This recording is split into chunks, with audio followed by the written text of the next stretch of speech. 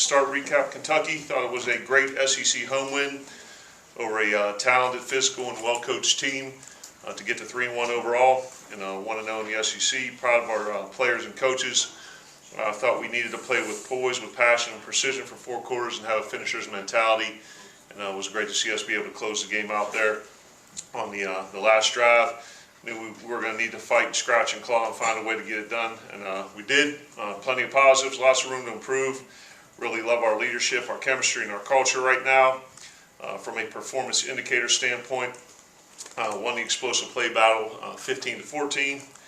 Lost the turnover battle 1-2. 1 third down conversion percentage, and I thought that was a kind of a huge statistic in the game. 60% for us to 8% for them. Defense did a great job holding them to 1 of 12. Red zone touchdowns, we were 3 of 4 to 1 of 4, and I did think that was, unfortunately, the one that we missed was a turning point in the game. We were in that 3-by-1 bunch set and had Witherspoon running up the chute there, kind of uncovered, and there were just a couple things from the alignment, and Lee was a little bit confused on the play, but at that point, I think that takes it to 28-3. With a lot of football game left, and I thought we really gave him a chance to get back in it there, but needed to convert that one to kind of get the game put away. Drive start battle we lost -26 to -27, and then penalties was a push. Players of the week on offense for us were co-players of the week Colin Hill and Garrett Schrader. The scout team player of the week was Vincent Taylor. On defense, our player of the week was Errol Thompson. Scout team players of the week were Jack Harris and Jalen Reed. And for special teams, it was Tucker Day.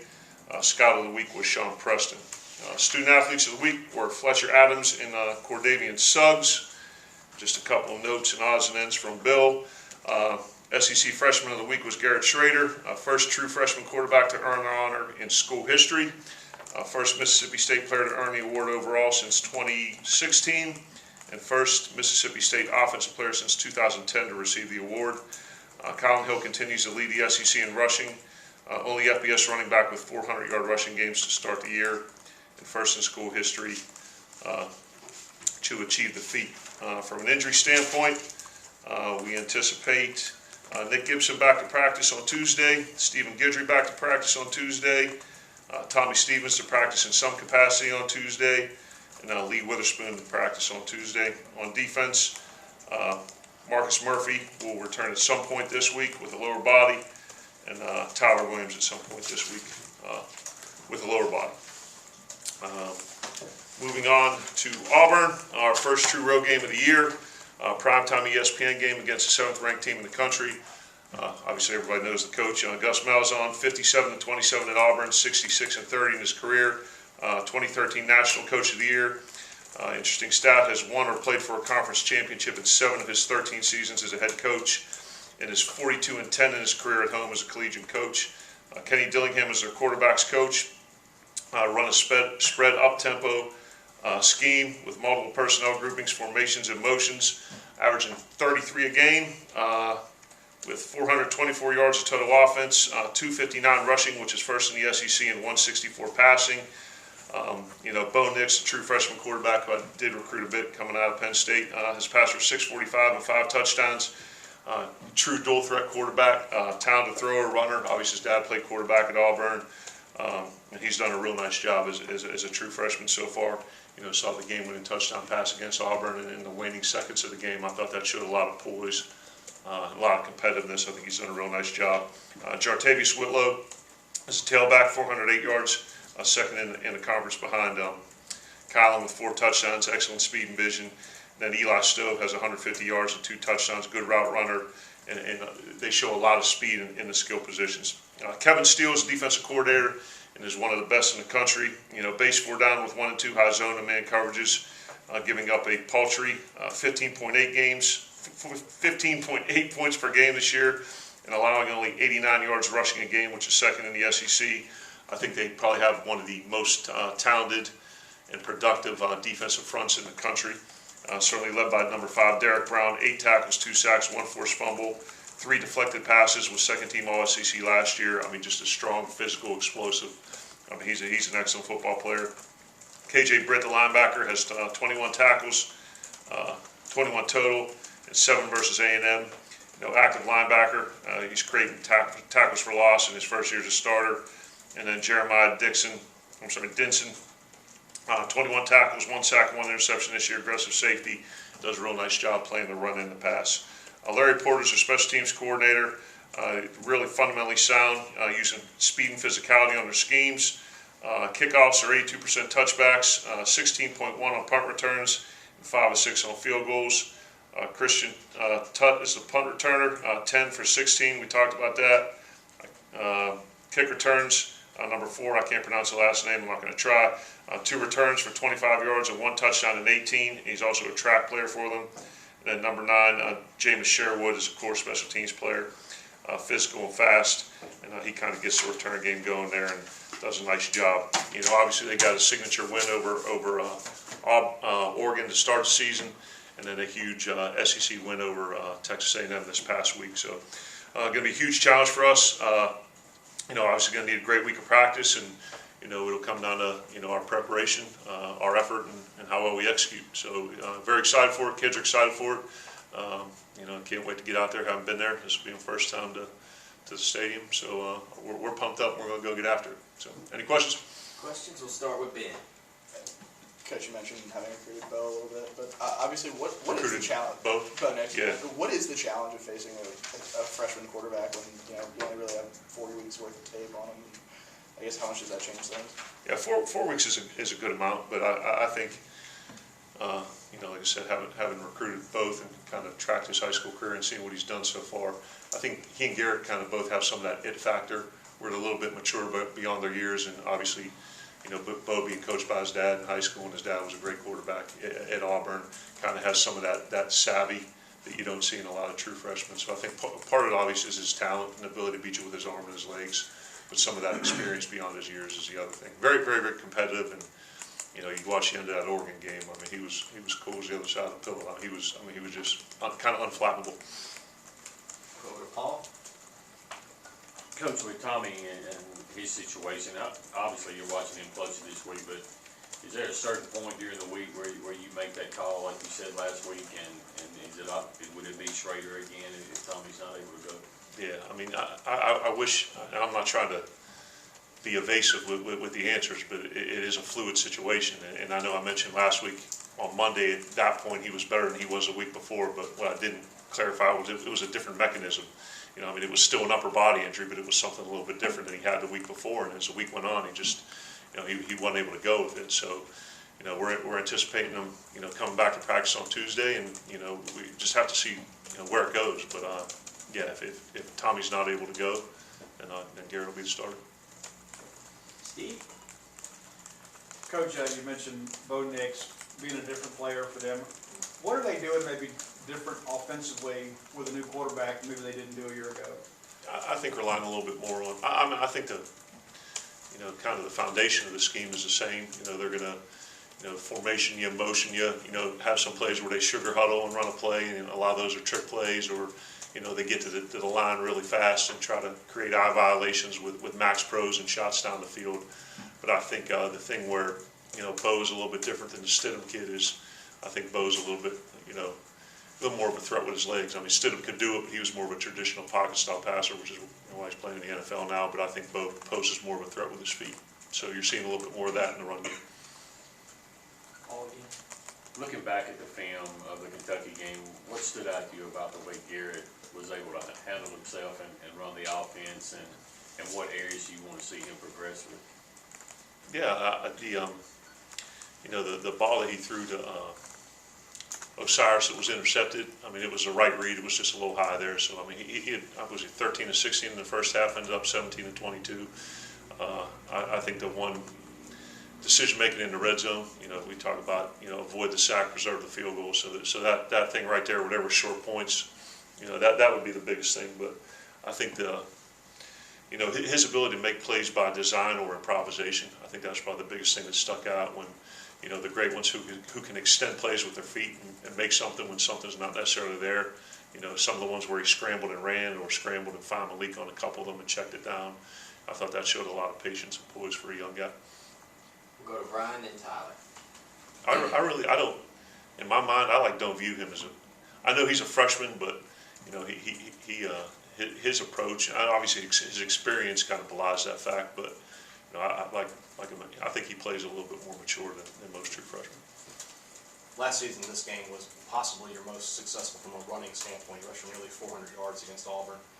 What did you see last year from them defensively that made that possible, and do you see some of those similar traits this season? I'm just as nervous going to this one as I was last one. But, you know, I just see a big, strong, physical, athletic front seven.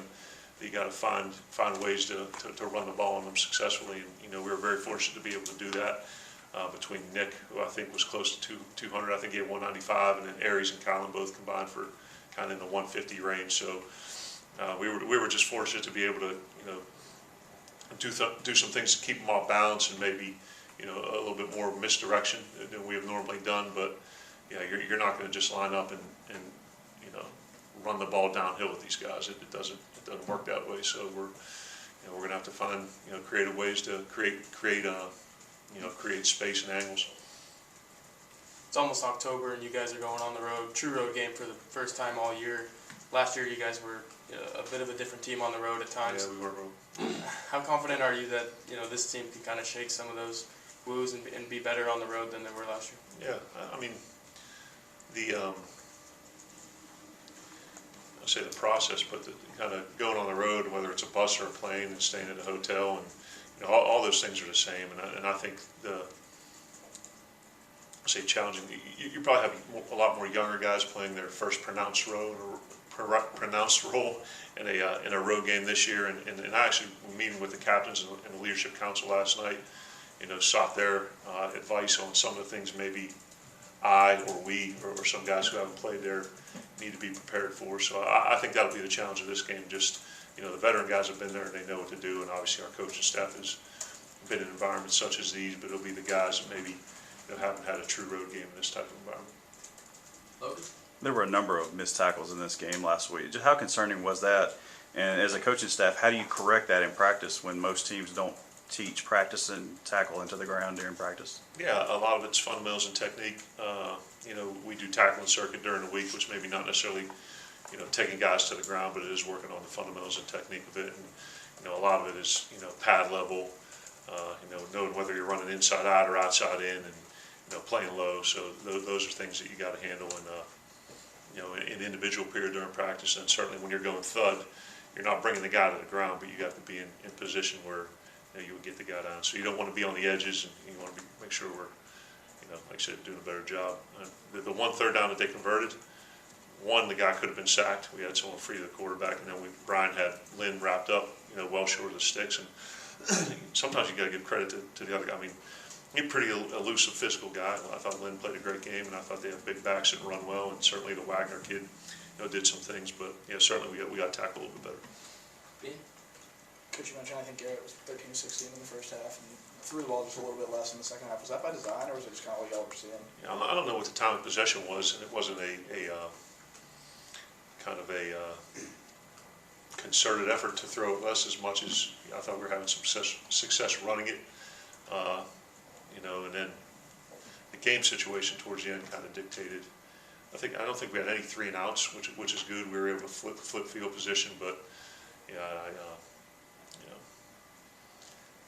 it was just how the game played out. It wasn't like, hey, we got to throw it less, you know, when you're completing almost 80% of them. But I think the way Colin was running and how we were blocking on the offensive line, and also game situation kind of dictated the run-pass ratio in the second half. You mentioned Garrett's success in the broken down plays and picking up things. How much of that too is due to the receivers? Because he complimented the guys for saying they seem to be making more moves, finding places, reading the defense, and getting in spots to make those broken plays, passing opportunities instead of just him having to keep and go. Yeah, that's something we work on during camp, and you really don't get to it much during the season. We have scramble drill rules, so when the quarterback flushes out one way, you know, routes that are going, you know, where you are on the field horizontally, there's a certain thing that the receivers are supposed to do based on where the scramble is and based on what the route is. So a lot of guys followed those rules, and as he flushed, they were where they needed to be, and he was able to find somebody. Andy? Coach, it appeared on Saturday, and some other times during the year that Colin was getting stronger as the game went on. Do you see that, and is that attributed to his conditioning or some other factor? Yeah, I think Coach Corey and the staff have done a real nice job. I mentioned Thomas Collins and Pam, our nutritionist, that I think our guys, you know, as that game wore on and we needed to finish, we were in real good physical shape and played well. But you know, Collins just done an unbelievable job with his preparation heading into the season, both mentally and physically. And I think it's as much mental as it is physical, where he can wear you down by his style of running, but also a lot of that is the will to rather than the skill to. And I think he and the offensive line and the tight ends in terms of run blocking have exhibited a lot of that so far, and also having the quarterback, as you saw in the last drive, be a part of the run game takes a little bit of the stress off of him as well. I think Joel sort of asked this question post-game, but with how well Garrett has played when he's come in, how much does that change how you treat Tommy's shoulder, especially given the bye weeks coming up after this game? You could probably give him a little extra time to recover. That's a good question. It was a good question by you too, Joel. Yeah, and I think it's all contingent upon, you know, where Tommy's at and how healthy he is, and you know, what we need the quarterback position to do to win this game if you want to know this week. So, as always, we want to do what's best for the team first, but also be mindful of the individual as well. And you know, we'll do that in this case.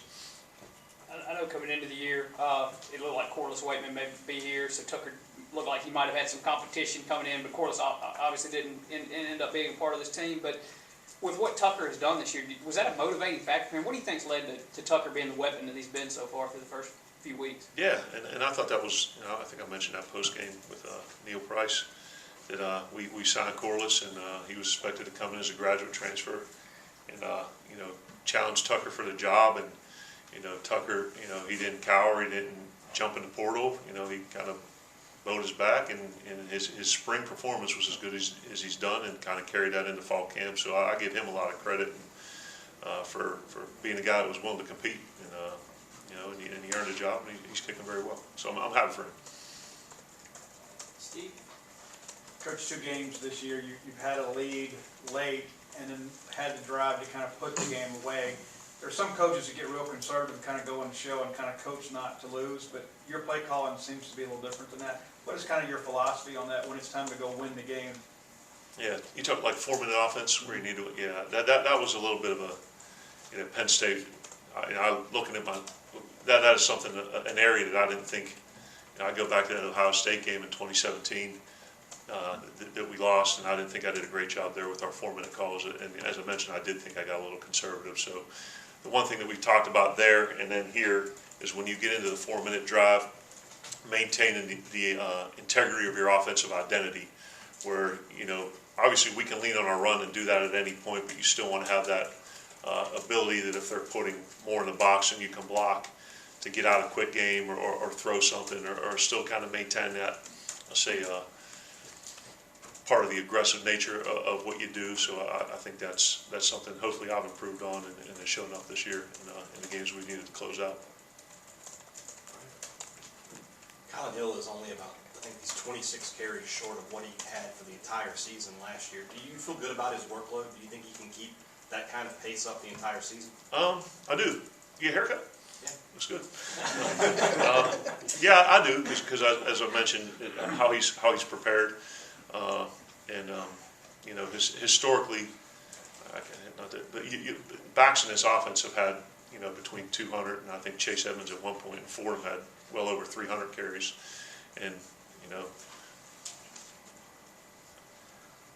I would have loved to have had the tailback have this many carries last year, but it just, from what we were doing, how we were successful, and as I mentioned before, needing to utilize the quarterback as a number in a run game, you know, that took some of the carries out of the tailback's workload, and now that we're throwing it better, you know, we're seeing more advantageous numbers, and we're able to get some of those carries that went to the quarterback to the tailback. But to answer your question, yeah, I believe he can continue to carry this workload because of how he's approached it and how he's taken care of himself. Do you feel like you've got the balance now that you want in the carries? You mean just in a run game? Between the Yeah, I mean, ideally, I want the starting tailback to have between 20 and 30 touches a game, whether it's carries or catches. I think the quarterback should have 10 design runs and some more of that by improvisation. But I think if it goes back to, you know, the efficiency and explosiveness of the pass game, though, certainly it's, you know, it fell off a little bit 2 games ago. But I think we're throwing the ball a lot better now than we had at any point last year. Too quickly. Just one is Keaton back practicing, and where's he at with that upper body? Is he still lingering? Or? He's still working to get back to full strength, so he'll be practicing, but he's still not 100% yet. And then on the second side with Kylan, it seemed like he got, I think the 12-yard touchdown run was a counter kind of. It seemed like he got a couple of sort of 8-9 yard runs on that counter play. Is that something that was by design, or how much of that is just his ability to sort of bounce balls outside? Yeah, Side to side? there were some inside, there were some split zone plays, there were some kind of power oriented plays, and then there's some things where if they're trying to, as Kentucky's defense does, you're looking for a way to get speed and space. And for as much as they were constricting the interior gaps, the touchdown he scored on the old leap there, it was a read on the play side inside backer, and it could have been a quarterback pull or a handoff based on whether that guy got sealed or not. And the tackle did a good job sealing him off. Got a great block on the perimeter by the slot, pinning the nickel back in. Farad did a great job chasing it down, and then he dove in. So anytime we're able to complement our interior runs with ones that get them on the perimeter will help balance us out a little bit. With that, how would you grade out your just offensive line run blocking? So For that game? Yeah. I think you can run for 250 against a team that we didn't have 60 the year before, and I think we had 2 sacks. I think it was a very good performance by the line and the tight ends. Steve? Coach, it seems that on every perimeter run, we see wide receivers out there engaged and doing a good job blocking, but we see the highlights. When you guys go look at the film, how would you kind of grade how well the receivers have done perimeter? Yeah, and Coach Johnson does a great job kind of emphasizing it's not just what you do when the ball's thrown your way, it's what you do when you're away from the ball. And we talk about wide receiver blocking and guys going downfield, turning short runs into long runs and long runs into touchdowns. And I know Dedrick and the other guys take a great amount of pride in being a part of that. And those guys are, they're doing a real nice job when they may not necessarily be the target of a pass, but they understand that when we can get Kylan or one of our guys into open space and we do a great job finishing plays, that it can really be explosive for us. Anything else? All right. Thank y'all. Thank you guys. Have a great day. Hail State.